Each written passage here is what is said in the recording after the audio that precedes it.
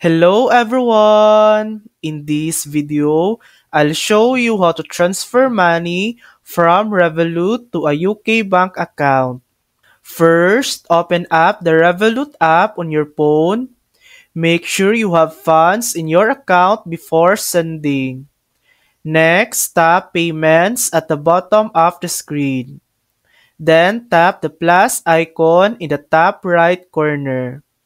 From the menu, choose Send International. Now, search for United Kingdom as your destination country and select it. Next, type in the amount you want to send. Under Transfer Method, make sure it's set to bank account. Then tap Continue to move on.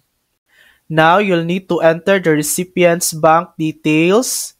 Choose whether you're sending to an individual or a business account. Then enter their account number or IBAN along with their name and other required information.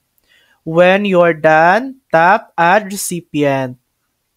Once your recipient is added, go back to your list of recipients, select their name, and review your transfer details.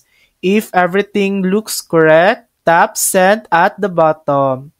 Your transfer will now be on its way to the UK bank account.